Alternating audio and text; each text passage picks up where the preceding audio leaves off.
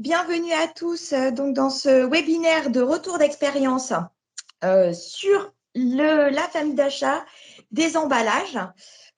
Pour rappel, il y a eu précédemment un webinaire concernant la méthodologie pour intégrer l'économie circulaire et l'économie solidaire dans ces achats d'emballages.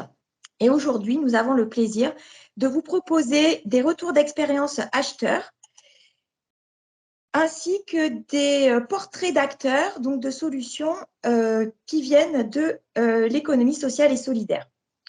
Donc aujourd'hui, pour ce webinaire de retour d'expérience acheteur, un du groupe de la Poste et un autre de la société Kirines, donc qui vont vous être présentés dans quelques minutes. Pour rappel, chaque intervention se déroule de la manière suivante.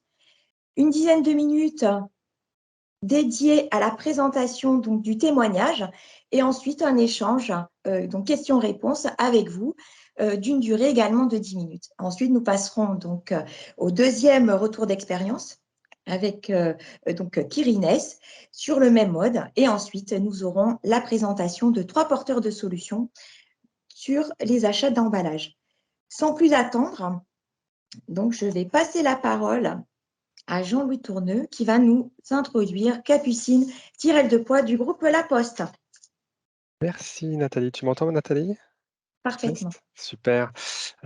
Bonjour à toutes et à tous. Donc, j'ai le plaisir d'introduire Capucine Tirel de Poix du groupe La Poste, donc acheteuse emballage en charge de tous les emballages logistiques et grand public du groupe La Poste, qui est secondée aussi aujourd'hui par Anouchka Toison qui travaille au sein du pôle achat responsable et conformité du groupe La Poste. Donc, Capucine, vous allez nous présenter votre démarche d'achat d'emballage circulaire ou plus circulaire avec un focus sur un produit emblématique de La Poste, le colis en carton Colissimo. Donc, je vous passe la parole, Capucine. Bonjour à tous, est-ce que vous m'entendez bien? Oui, tout à fait. OK, super. Donc oui, aujourd'hui, on m'a proposé d'intervenir pour parler, de cette notion de circularité qui fait partie intégrante de mon quotidien d'acheteuse. Je mène en effet diverses consultations et contrats en cours pour lesquels l'accent a été mis, entre autres, sur cette notion de circularité. Alors, je vois plus la slide apparaître, je ne sais pas si vous la voyez vous? Non, on ne voit plus, peut-être Je Nathalie. voulais m'appuyer dessus pour discuter des chiffres que j'avais mis, mais ils ont disparu. Nathalie, est-ce que tu es encore là? Ou alors, Annabelle, tu Je peux n'ai peut-être prendre le rien relais? touché sur mon ordinateur. J'essaie de repartager.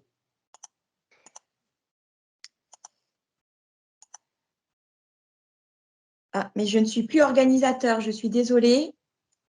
Annabelle, est-ce que tu peux prendre le relais peut-être? Je partage. Super, merci. Allez, c'est le direct, les joies du direct. On est reparti. Merci Annabelle. Slide 6.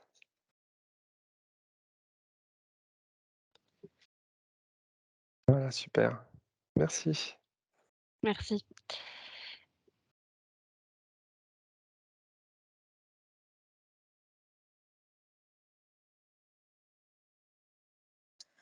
J'attends que ça s'affiche pour reprendre la main.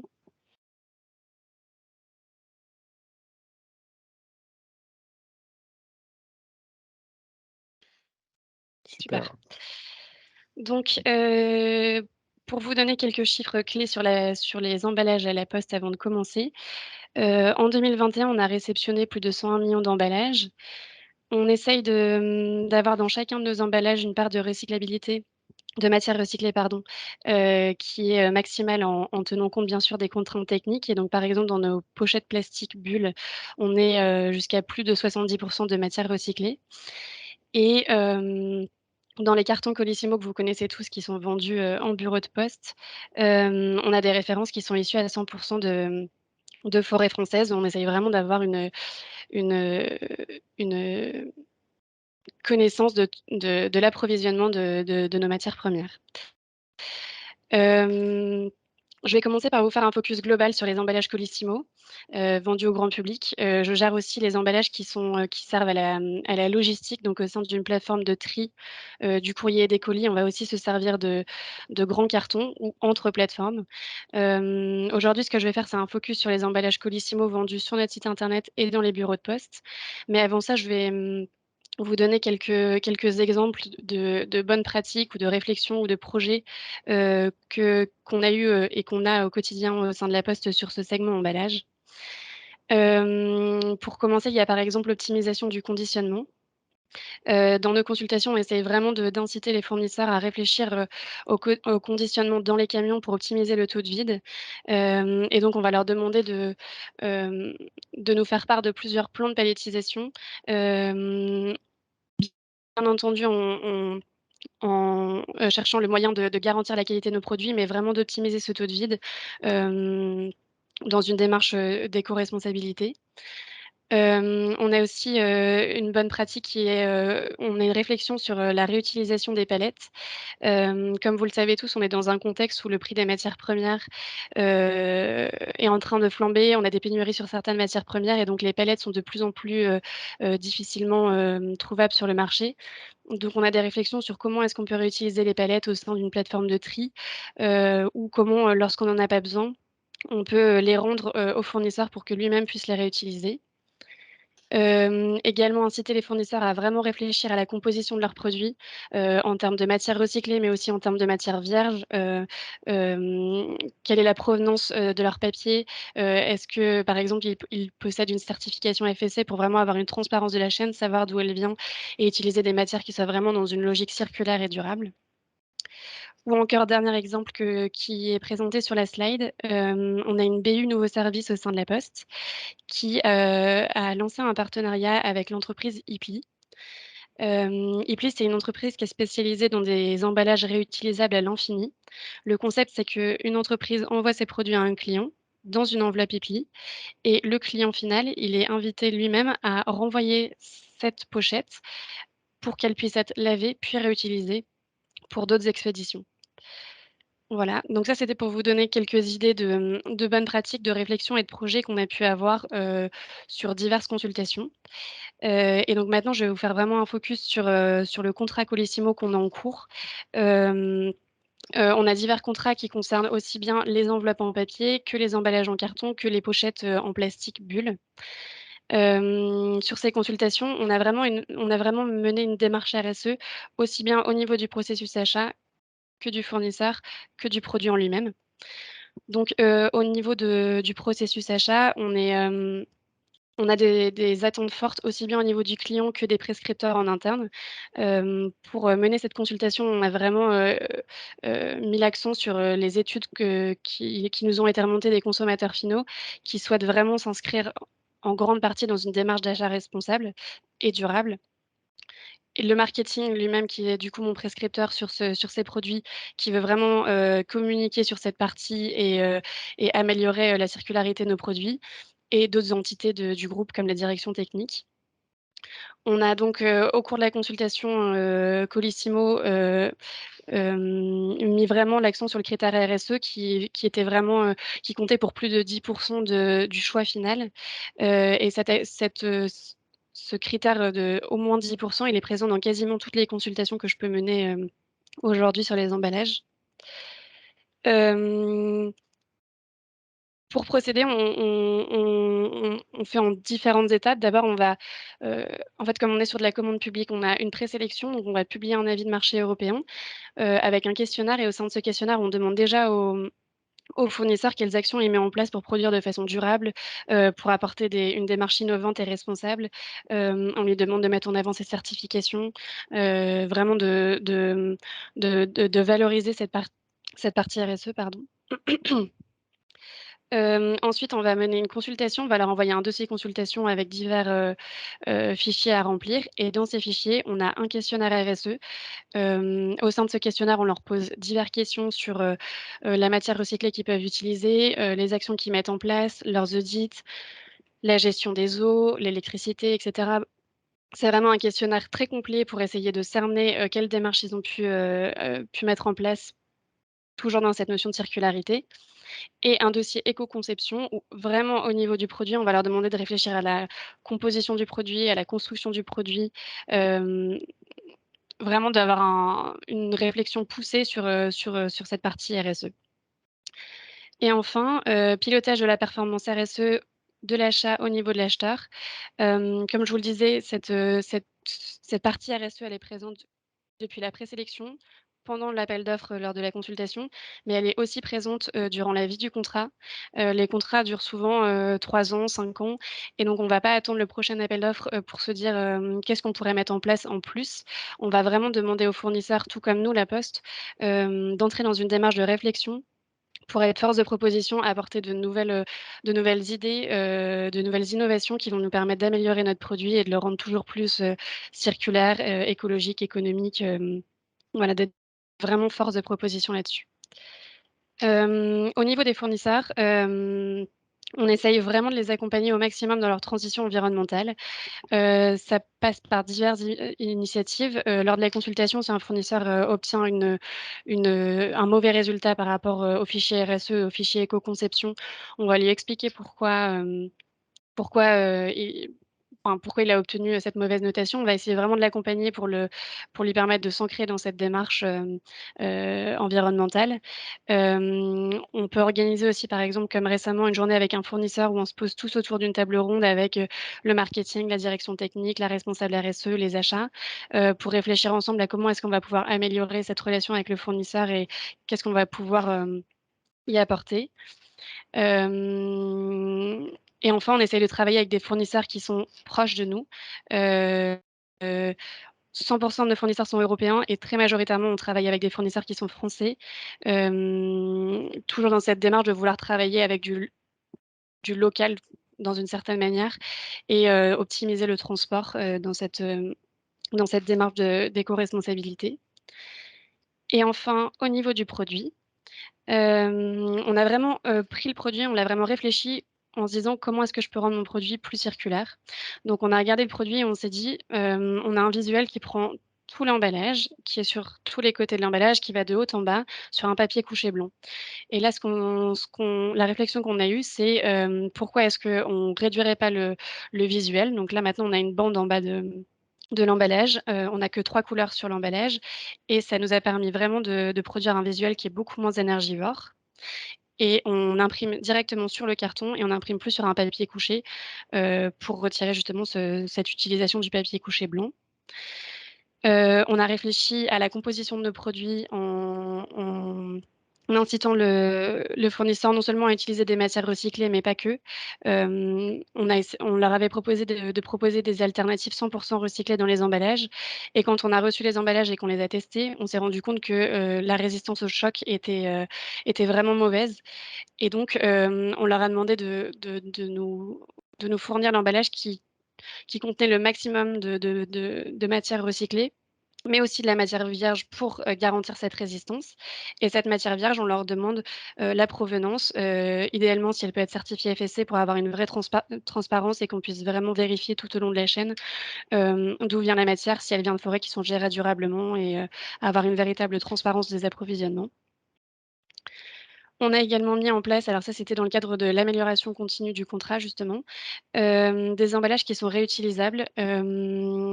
Si vous allez en bureau de poste aujourd'hui et que vous achetez des pochettes souples en plastique à bulles, vous allez voir que désormais avant il y avait une bande de colle, une bande d'arrachage. Désormais il y a 2 bandes de colle et 2 bandes d'arrachage. Le but c'est d'inciter le client à se resservir de l'emballage pour renvoyer un colis, pour s'en servir pour un Vinted ou autre utilisation. Donc l'envoyeur va coller la bande de colle. La personne qui la reçoit va arracher la première bande d'arrachage et quand elle s'en servira, elle va recoller la seconde bande de colle pour que la troisième personne l'ouvre avec la bande d'arrachage. Donc le but, c'est vraiment d'inciter le consommateur à réutiliser le produit. Ensuite, suppression des bandes d'arrachage en plastique sur les emballages carton. On est parti d'une logique où on a envie d'avoir des emballages qui soient vraiment monomatières pour faciliter la recyclabilité du produit. Précédemment, on avait des bandes plastiques qu'on appelle Tear Tape pour faciliter l'ouverture du produit. On a réfléchi à comment on pouvait retirer cette petite bande plastique rouge pour rester sur un produit monomatière qui soit 100% recyclable facilement. Et donc, on les a remplacés par des bandes croco, donc 2 découpes, une bande en carton qu'on peut arracher facilement pour supprimer cette utilisation du plastique et avoir vraiment un produit monomatière. Enfin, précédemment, sur nos emballages Colissimo, alors ça existe encore sur certains, mais la majorité, ça n'existe plus. On collait des liasses et ces liasses avaient 3 volets, une pour la personne qui envoyait le colis, une pour la personne qui le recevait et une qui restait sur le produit. Pour supprimer ces liasses qui avaient un mauvais impact écologique, on a décidé d'imprimer un code barre, un QR code sur lequel se trouvent toutes les informations et qui nous ont donc permis de supprimer définitivement ces liasses. Et enfin, dernier exemple, on a pensé à utiliser des matières, enfin des encres et des colles à base de matières végétales. Donc on a vraiment réfléchi avec les fournisseurs à la composition de leurs produits et quand ce n'était pas possible pour des raisons techniques, on a réfléchi ensemble à comment on pouvait diminuer la consommation, d'encre ou de colle sur ces produits. Donc voilà, ça c'est pour cette consultation et donc qui maintenant est un contrat en cours, c'est pour vous ça donne une bonne idée hem, de cette partie RSE qu'on essaye d'intégrer vraiment tout au long de la consultation, mais aussi du contrat et qui est focus donc sur, aussi bien le fournisseur que le produit. Merci beaucoup, Capucine, pour l'ensemble de ces informations. Donc, beaucoup d'actions au niveau de la Poste. Jean-Louis, est-ce qu'on a quelques questions? Oui, on a Alors, deux rapidement, questions. on va prendre peut-être, allez, 3-4 minutes pour les questions. Oui, alors on a une question, je vais commencer par celle qui arrive en premier dans le processus achat. C'est une question de Maud Gourc qui demande, voilà, une question un peu technique sur l'utilisation d'un avis européen en amont de la consultation. Je ne sais pas si vous le voyez, Capucine. Oui, Donc, je pouvez-vous suis en train de le préciser lire. cette étape d'avis européen? S'agit-il de l'avis de préinformation au sens du code de la commande publique dans lequel vous intégrez le questionnaire sur la composition des emballages? Sur cette étape, vous faites déjà une présélection ou cela reste à titre informatif? Alors le processus, c'est, on va publier un avis de marché européen qui va préciser, le besoin, les quantités, le budget et cetera et en parallèle de cet avis de marché européen, on va envoyer un questionnaire, dit le questionnaire d'information, sur lequel on va évaluer la pérennité financière de notre entreprise, ses capacités techniques. On va lui demander par exemple le nombre de machines, qu'il utilise, ses capacités de production et cetera et donc on va vraiment, Hem, essayer d'avoir une vue globale du fournisseur sans rentrer dans le détail et dans ce questionnaire, on va intégrer une étape, action de développement durable, au sein de laquelle on leur demande de mettre en place enfin de mettre en avant, pardon, les actions qu'ils vont mettre en place, pour, pour produire de façon durable, s'ils ont, obtenu des certifications, s'ils ont des innovations particulières.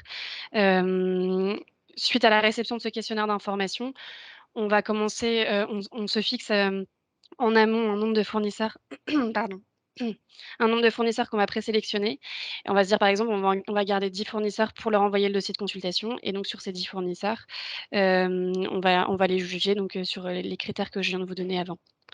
Super. Je ne sais pas si je suis suffisamment claire ou si vous Si, donc ça fait ou bien si c'est partie trop de la simple. présélection, ça fait partie ces informations sont prises en Oui, compte pour la présélection, l'avis de marché des européen est fournisseurs. envoyé en Ouais, parallèle avec le questionnaire d'information. super. Et donc on avait eu une merci, Capucine, on avait une autre question de monsieur Magnier, qui nous disait: «Avez-vous bâti un plan de progrès pour faire évoluer les pratiques de la part du fournisseur post-contractualisation?» Est-ce qu'il y a il y a une démarche structurée pour dire, voilà, comment, il y avoir On des va marges de progrès? organiser, ouais, enfin, disons qu'on organise des réunions, ça peut être des réunions semestrielles. En fait, ça dépend des contrats, mais par exemple, ça peut être des réunions semestrielles où on se pose et on partage chacun les réflexions qu'on a pu avoir. Ça peut être sur d'autres consultations en cours où on a pu avoir des idées qui nous sont venues et qu'on pourrait intégrer au sein de ce contrat. Hem ou diverses pistes de réflexion. Donc c'est vraiment au sein de ces réunions qu'on essaye de structurer. Il n'y a pas vraiment de processus de documentation ou autre qui est mis en place. C'est vraiment un échange entre le fournisseur, un vrai partenariat avec lui pour définir ensemble les idées, les innovations, les démarches qu'on peut mettre en place durant la vie du contrat. Et est-ce que, juste Capucine, pour préciser, même s'il n'y a pas de structuration, enfin de documents structurés lors de la vie du contrat, est-ce que le contrat fait explicitement référence à justement la sorte L'amélioration d'exigence continue. sur l'amélioration continue et l'ouverture sur les nouvelles solutions? C'est contractuellement Il est écrit ou... mentionné que des réunions ont lieu pour discuter ensemble de la vie du contrat, tout à fait. D'accord, ok. Alors Maud rebondissait sur votre réponse, Capucine. Elle a dit, donc c'est un appel d'offres restreint. Oui, alors Ouais, on définit en avance et c'est d'ailleurs marqué sur l'avis de marché européen, le nombre de fournisseurs d'accord. qui seront sélectionnés à l'issue de cette première étape. Donc c'est une consultation large pour la première étape et ensuite Tout à restreinte fait, ça pour la s'adresse à deuxième. tout le monde. Tout le monde peut participer. Seulement, on va dire au sein de l'avis marché européen qu'on va classer les fournisseurs selon un certain nombre de critères qui sont donnés. On va donner le poids de chaque critère et donc à la réception des questionnaires d'information, on va évaluer ces critères. On a dit en avance aussi qu'il y aurait par exemple 10 fournisseurs qui seraient retenus. Donc tout ça est Hmm, bien énoncé au sein du besoin. Et donc suite à ça, effectivement, on va sélectionner 10 fournisseurs qui recevront le dossier de consultation. super. Peut-être une dernière question, Nathalie, si je peux me permettre. Juste une minute, deux mots de Capucine, parce que l'analyse des offres, elle est très technique, hein. Vous avez parlé de beaucoup d'aspects techniques, il y a beaucoup de dimensions à prendre en compte. Est-ce que vous avez juste un mot ou deux sur peut-être des bonnes pratiques ou des solutions pour bien gérer ce côté comparaison équitable et transparente des offres sur les aspects de circularité? Je m'appuie énormément sur la direction technique avec laquelle on fait des réunions, toutes les D'accord. semaines, tous les lundis. On va demander des échantillons à chaque fournisseur à plusieurs étapes du processus si on est force de proposition. On va même leur proposer, de nous envoyer des variantes, pour illustrer un peu, les propositions qu'ils peuvent nous faire et donc la direction technique va vraiment m'aider à juger de la faisabilité du produit, tout comme le marketing. C'est une réflexion que je travaille au niveau des achats, mais je m'appuie vraiment sur mes interlocuteurs en interne pour, pour être sûre que mon Ouais. produit, au niveau du prix comme au niveau de la qualité, il soit viable. Super, merci Capucine. De rien. Merci beaucoup, Capucine, de tous ces renseignements et vous retrouverez les informations partagées donc, dans la présentation qui sera diffusée sur Rapide ainsi que dans le replay. Merci encore. Alors, je vous propose de passer à notre second témoignage. Donc, nous allons accueillir Ludovic Edeye, directeur supply chain et IT de Kirines. Bonjour Ludovic, vous êtes là? Alors oui, je vous vois avec l'autorisation de parler.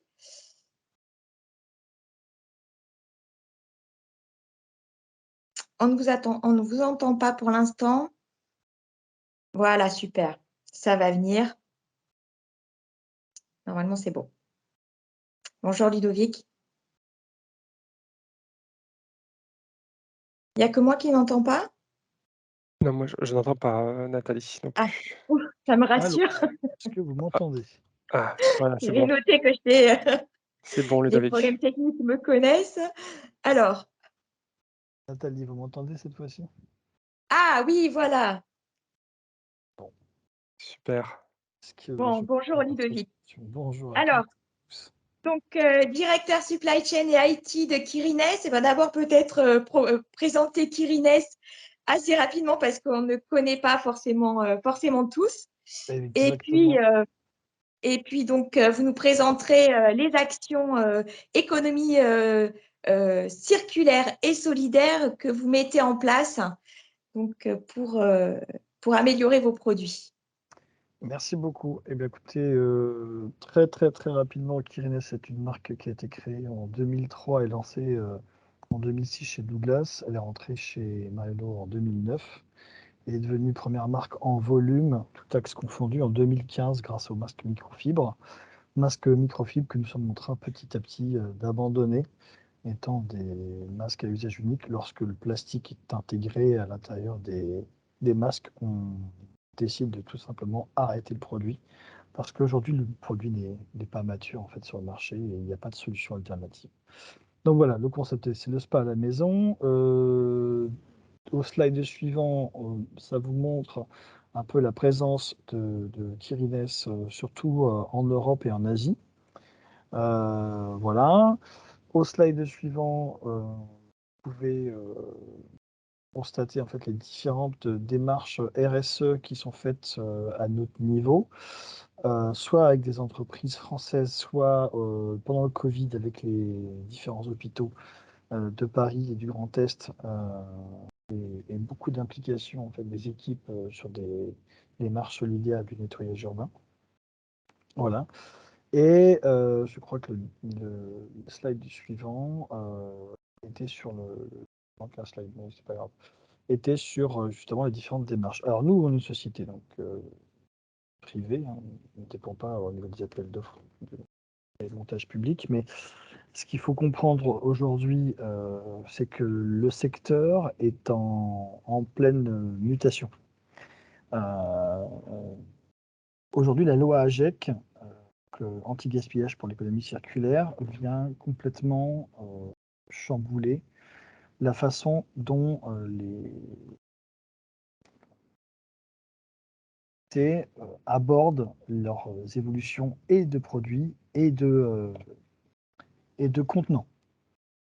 Et dès le départ, en fait, il faut se dire que lorsqu'on veut parler d'économie circulaire, il faut déjà expliquer au sein des équipes qu'est-ce que c'est que l'économie circulaire.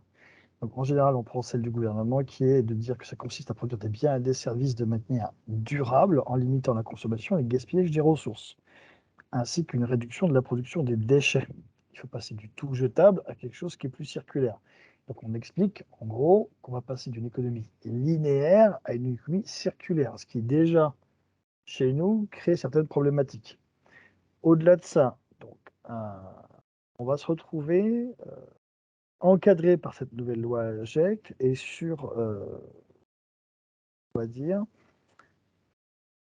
l'implication des directions et des équipes à prendre ce virage-là. C'est-à-dire que dès le départ, si on n'embarque pas les directions dans cette problématique, on ne peut rien faire. Donc nous, il y a eu une phase de sensibilisation importante il y a quelques années sur le fait de revoir complètement nos gammes de produits. On est passé sur des formules dites naturelles il y a maintenant 3 ans, avec une refonte complète des process d'approvisionnement et de création. Donc on a mis une forte naturalité dans nos produits, avec encore une fois des cahiers des charges techniques très fournis dans les paramètres à choisir, c'est-à-dire des actifs qui ne viennent pas de l'autre bout du monde ou alors de façon complètement maîtrisée. C'est aussi tout un phénomène de nearshoring, c'est-à-dire de rapprocher nos fournisseurs de plus en plus de nos sites de production. Donc pour vous donner un ordre d'idée, en 2013, 80% de nos fournisseurs de contenants étaient asiatiques. En 2021, 85% de nos fournisseurs étaient européens, dont quasiment les 3/4 français en fait. Donc il y a eu un changement de méthode sur 10 ans, et fort heureusement parce que quand le Covid est arrivé, on s'est retrouvé à pouvoir nous en fait, fabriquer nos produits pendant que certains de nos confrères se sont retrouvés vraiment dans une difficulté assez importante d'approvisionnement. Ce phénomène-là, donc encore une fois de nearshoring, permet de répondre en partie aux engagements RSE que Kyrinos a pris. Et je fais une petite digression. La grande oubliée de la loi AGEC, c'est l'empreinte carbone. C'est-à-dire qu'aujourd'hui, la loi AGEC dit, voilà, vous devez insister sur la réduction vos emballages, la recyclabilité de vos emballages et le réemploi de vos emballages. Mais à aucun moment, il est indiqué que, OK, vous allez faire quelque chose de recyclable. Par contre, la matière que vous allez utiliser, elle vient de l'autre bout du monde. Je fais un petit exemple. Depuis peu, on trouve sur le marché des tubes, des tubes, des tubes pour des crèmes, hein, en pulpe de canne à sucre. C'est hyper sexy, hein, c'est bio, recyclable en partie, etc. Sauf que la pulpe de canne à sucre, ce sont des usines chinoises qui les font et ils importent la canne à sucre du Brésil. Donc, dans un moment, votre matière, elle va faire 3 fois le tour du monde avant d'arriver chez vous. Donc, attention à tout ce qui est biosourcé. Il faut que les cahiers des charges soient extrêmement précis sur les distances en fait, que la matière et les produits doivent parcourir avant d'arriver chez nous. Donc, des fois, voilà, les matières biosourcées, fausses bonnes idées lorsque ça doit traverser les mers 3 fois dans des porte-conteneurs. Alors, vous, Ludovic, comment est-ce que vous travaillez sur les contenants? Alors voilà, autre chose qui est important, c'est que grâce à ce virage-là, à l'appui des fédérations et avec le concours de Citeo, on a mis en place une refonte complète des contenants. Donc il y a un état des lieux, une feuille de route qui a été mise en place conformément aux process qui ont été développés par Citeo.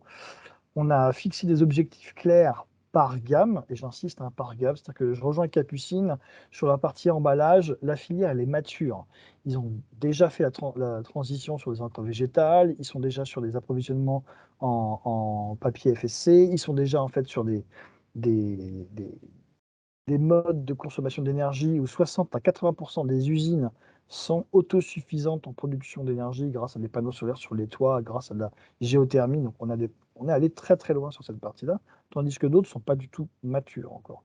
À partir de là, on a élaboré et fait un cahier des charges emballage par type de gamme.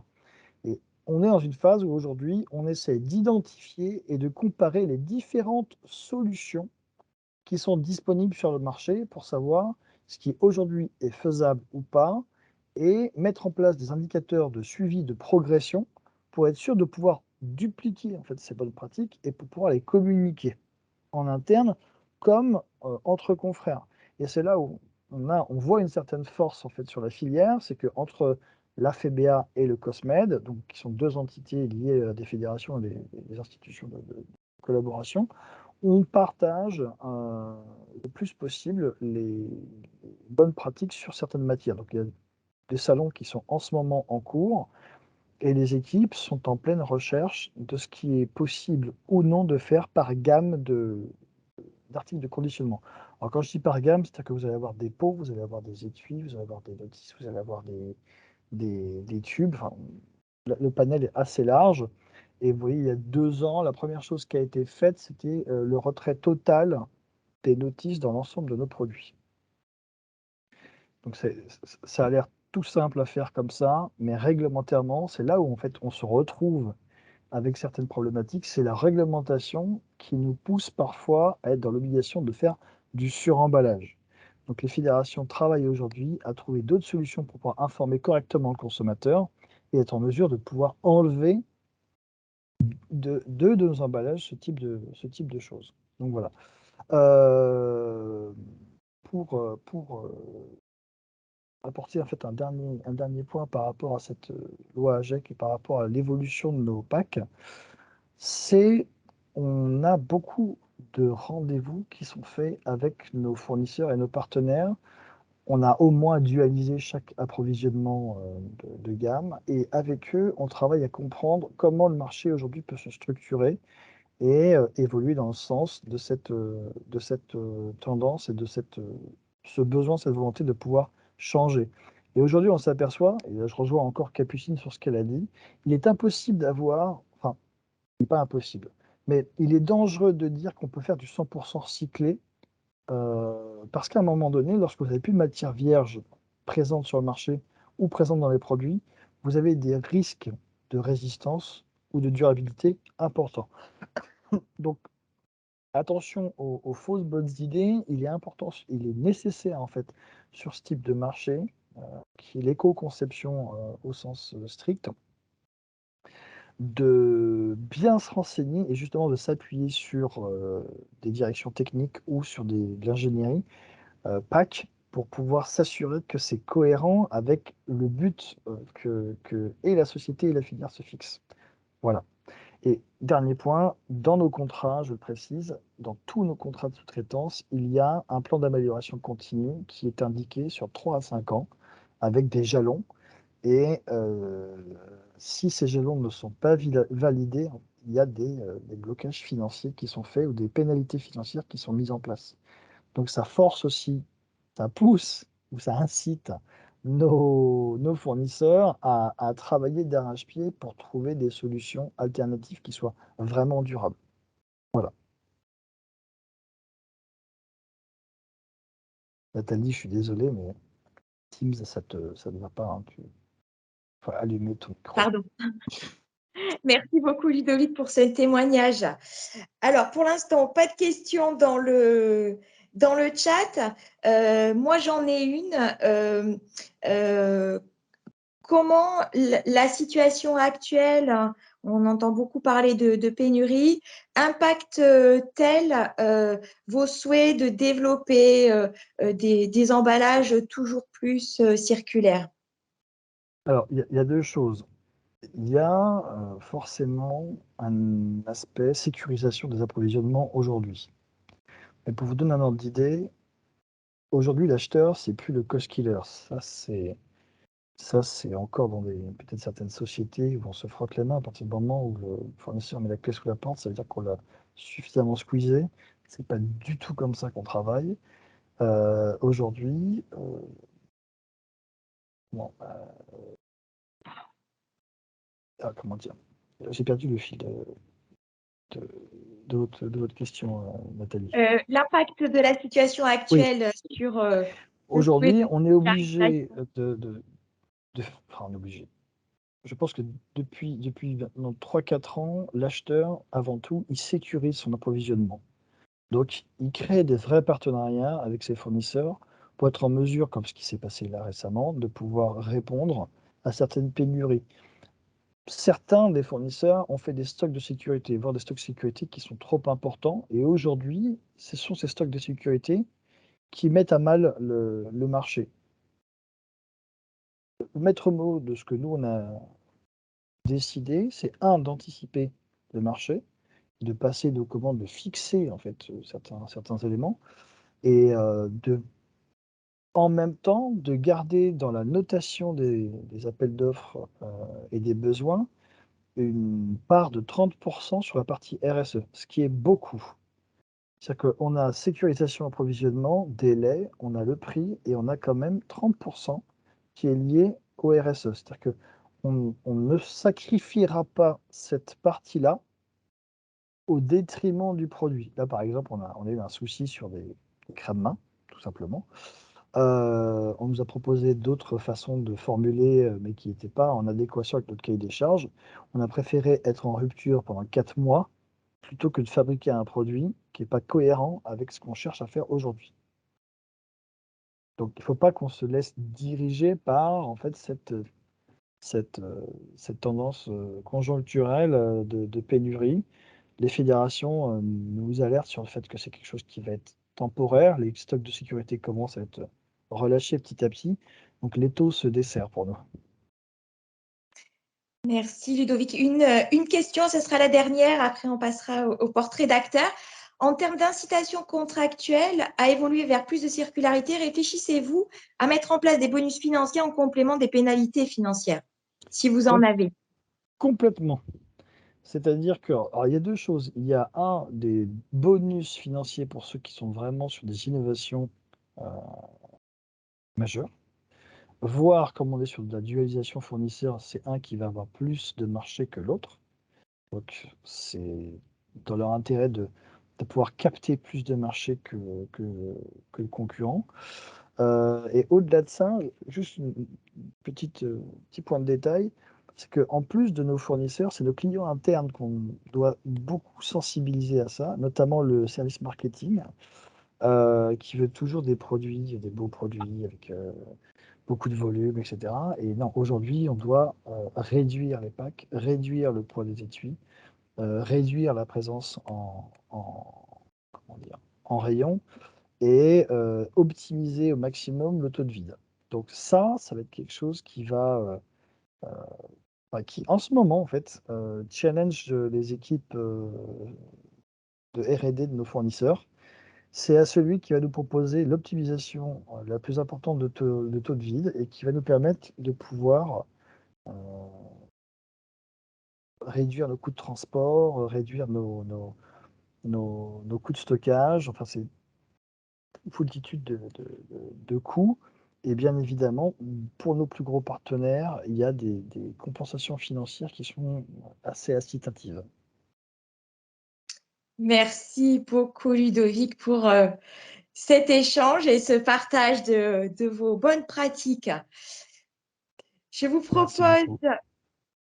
propose maintenant de passer au portrait d'acteur. C'est l'heure, on a un timing serré toujours sur ces webinaires avec beaucoup d'informations à partager. Donc là, c'est Emmanuel de l'Agence des économies solidaires qui va prendre la parole. Bonjour. Si tout va bien. Tout à fait. Allez, super. Merci. Merci. Donc, je vais essayer de respecter le timing au mieux. Enchanté pour celles et ceux que je ne connais pas. Je travaille effectivement à l'AES avec Eva et Caroline, concrètement au sein du pôle entreprise et filières qui s'attache à la connaissance et à l'analyse des acteurs de l'économie sociale et solidaire. L'idée, c'est rapidement de vous montrer 2-3 références qui sont intéressantes. C'est important de préciser que c'est en aucun cas exhaustif sur ce qui est possible de faire. On a vu quelques exemples structurants en début de séance, mais ça m'a paru assez représentatif dans les différents segments de la chaîne de valeur des emballages. Pour commencer sur le premier, alors, juste pour le... Merci. Il doit y avoir un petit décalage, excusez-moi. Pour le premier, je vous propose un acteur finalement assez classique dans le sens historique, dans la mesure où les entreprises du secteur protégé et adapté contribuent à ce qu'on appelle le conditionnement, la mise sous pli, tout ce qui est assez connexe aux emballages depuis un certain nombre d'années, avec un exemple ici de l'ESAT de la Bièvre dans le 13e arrondissement de Paris, qui a été fondé il y a quasiment 4 décennies maintenant, et qui intervient sur toute l'Île-de-France. Ce qui est intéressant, c'est que c'est assez représentatif de ce qui se fait dans un ESAT ou une entreprise adaptée nationale, d'une part par sa diversité de secteurs d'activité qui atteste d'une grande flexibilité et comment dire, d'une grande force pour changer d'activité, pour passer de l'une à l'autre, et la crise sanitaire l'a encore montré. En l'occurrence, parmi les activités classiques de blanchisserie, de couture ou de métallerie, sa spécificité de sous-traitance industrielle lui permet de contribuer à la chaîne de valeur des emballages via ce qu'on appelle le conditionnement, l'assemblage, la livraison, la mise sous pli sur mesure, etc., etc. Donc c'est une spécificité. Vous avez en tout cas un critère d'inclusion sociale qui est élevé dans la mesure où les employés qui réalisent ce type de prestations sont éloignés de l'emploi car en situation de handicap. Et ce qui est intéressant, c'est la partie capacité de production qui est aujourd'hui croissante. La crise et les chocs externes actuels démontrent encore l'importance de relocaliser certaines activités. Et donc, augmente sa part de sous-traitance industrielle dans son mix de capacité de production. Sur le conditionnement, on va avoir du travail à façon qui est sur demande, adapté aux clients, de la pose d'étiquettes bien sûr, du montage spécifique et de l'expédition associée avec des prestataires spécialisés. Donc globalement sur cet ESAT-là, j'aurais pu prendre pas n'importe lequel, en tout cas sur le territoire national, mais comme je vous le disais au début, c'est assez représentatif de ce qui se fait et ça me paraissait important de le mettre en valeur, en lumière, dans le sens où sur cette famille d'achats-là, sur ce secteur d'activité, vous allez quand même avoir beaucoup de prestataires du handicap qui vont pouvoir soit couvrir une partie croissant de la chaîne de valeur, soit y contribuer. Et donc, ça peut être une solution pour commencer une collaboration pérenne avec une entreprise de l'ESS. Sur le portrait numéro 2, pour avancer, j'attends juste que de mon côté ce soit... je vous présente plutôt une entreprise sociale que certains d'entre vous connaissent, qui s'appelle Usage, qui a été créée récemment, qui est une entreprise de l'ESS, à statut ESUS, donc une entreprise solidaire d'utilité sociale, et qui développe depuis quelques années, mais très récemment, une solution de réemploi de contenants et d'emballage, avec une intervention à la base en Île-de-France et Avignon, dans le sud de la France. Mais ce qui est intéressant, c'est qu'on a une approche assez complète du réemploi, avec la partie conseil, avec la partie reco sur les contenants à utiliser, la partie reporting aussi, qui est de plus en plus intéressante sur l'impact évité, l'impact socio-environnemental, et les modalités logistiques. Sur leur cœur de métier, ils sont vraiment sur la restauration, qu'elle soit commerciale, collective, scolaire, et ils s'attaquent de plus en plus à la distribution et à l'agroalimentaire, qui, comme vous le savez, au quotidien, à titre plus personnel, est extrêmement polluant dans l'utilisation des emballages, même s'il y a un changement croissant dans les pratiques réalisées par les marques et les distributeurs. Ils ont des grosses références clients, une croissance qui est spectaculaire, on les suit de près à l'agence, et ils sont en cours de déploiement territorial avec un mode opératoire qui est très industriel. Donc ils font soit des propositions de contenants en tant que tels, d'emballage, mais ils gèrent aussi l'après en trouvant des débouchés pour le nettoyer, pour le réemployer le plus possible, bien sûr. Donc là, on est plus sur une situation d'innovation sociale que classique, mais c'est vrai qu'il y a une part croissante des entreprises du secteur de l'emballage national qui se montent sur cette typologie-là de métier. Et pour terminer, sur le portrait du numéro 3, Pandobac, pardon, que certains connaissent, qui est un peu plus ancien, un an avant. C'est une ancienne restauratrice parisienne qui est une Bicorp, une SAS de l'ESS, qui est en cours d'agrément ESUS d'ailleurs aux dernières nouvelles. Et là, on va plus être sur je dirais un logiciel de plateforme, un système de plateforme où vous allez avoir à la fois un aspect très public, dans le sens où ils accompagnent des collectivités, des lycées, mais aussi un aspect globalement secteur privé dans le passage, dans la stratégie de passage du jetable au réutilisable.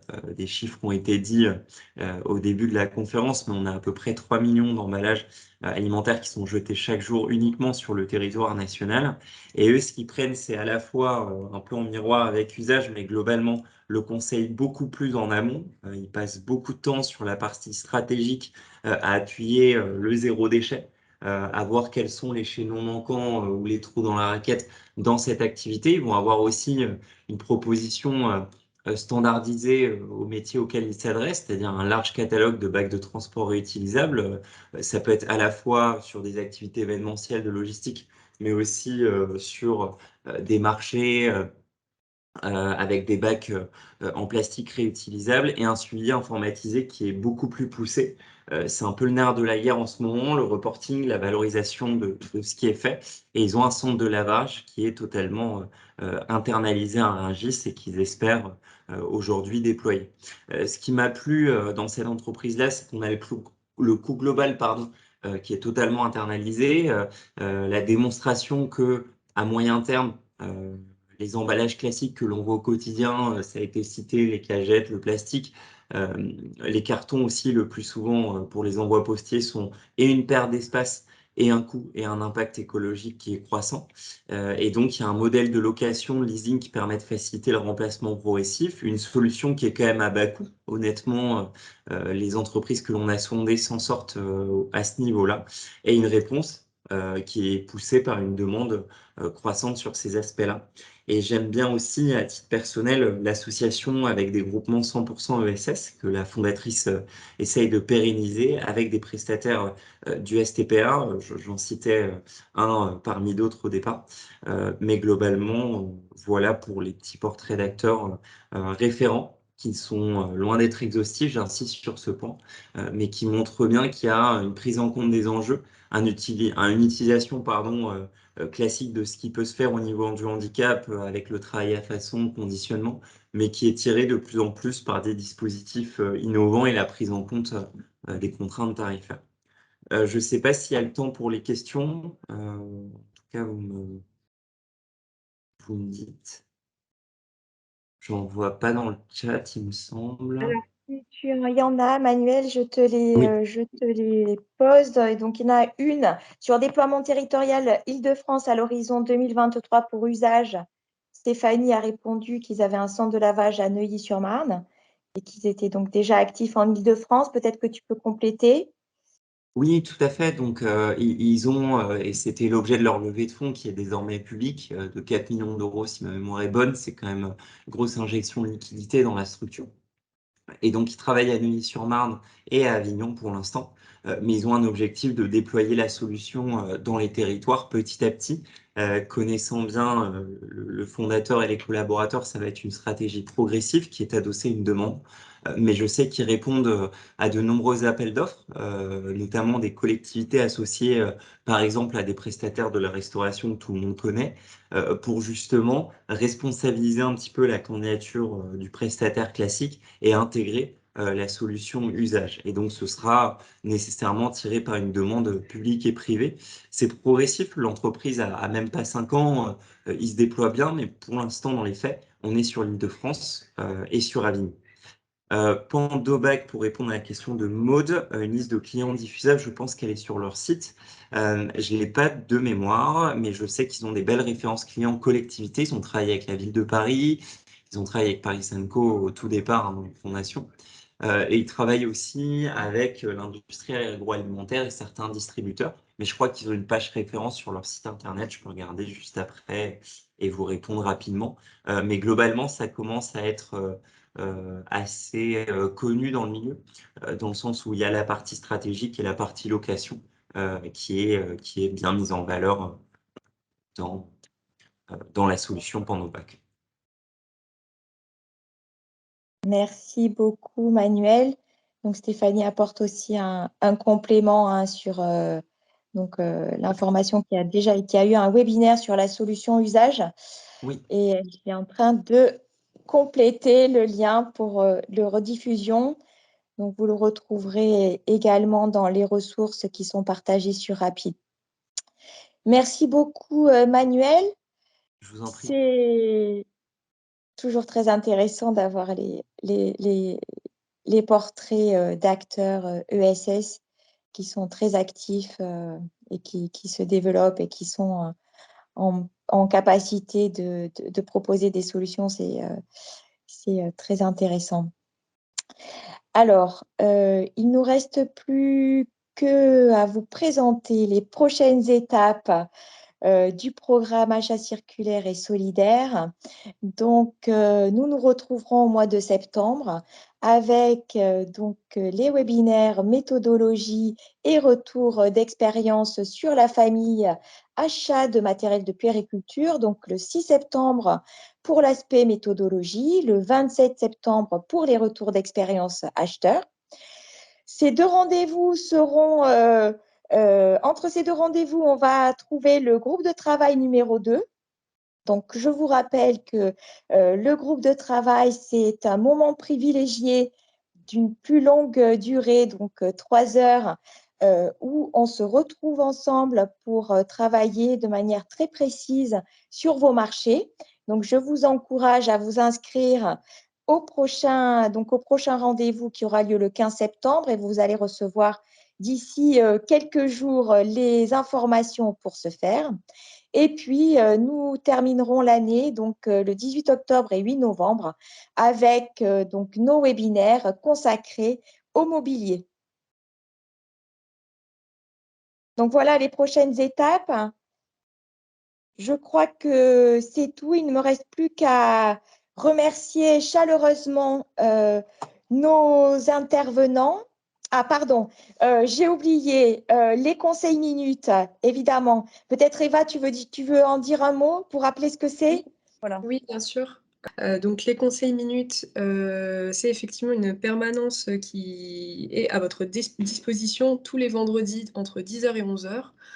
Vous pouvez réserver du coup un créneau de 30 minutes pour venir échanger notamment sur un projet d'achat, sur des problématiques très spécifiques, donc sur des projets d'achat en cours ou à venir. Et puis nous, on fera au mieux pour répondre et adresser vos problématiques plus personnelles, puisque bon, les webinaires sont quand même des temps un peu plus descendants. Donc que ce soit les conseils minutes ou les groupes de travail, c'est des moments qui sont plus personnalisés. Ce qu'on vous propose, c'est de vous inscrire avec un lien d'inscription via Calendly. Vous nous réservez un créneau de 30 minutes en précisant l'objet de votre demande, à savoir qu'on pourra sur 30 minutes évidemment pas balayer l'ensemble de votre processus achat, mais sur des points très spécifiques. C'est vraiment des moments dédiés pour vous. Et voilà, si on est un petit peu informé en amont de quoi il s'agit, on peut faire des petites recherches voilà, sur du sourcing par exemple.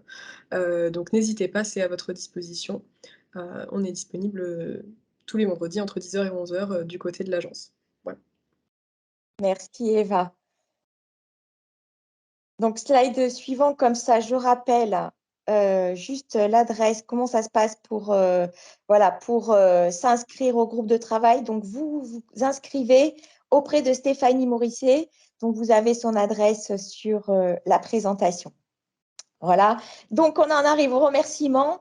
Merci à vous tous pour votre présence. Merci beaucoup à nos intervenants, Capucine Tirel de Poix de la Poste et Ludovic Edeye de Quirines. Merci à Jean-Louis pour sa co-animation et sa préparation des retours d'expérience. Merci eh bien, à l'équipe, hein, à Annabelle, Eva, Manuel pour vos interventions.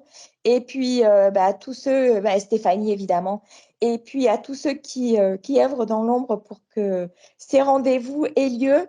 Merci à tous, très bel été à vous et rendez-vous donc le 6 septembre.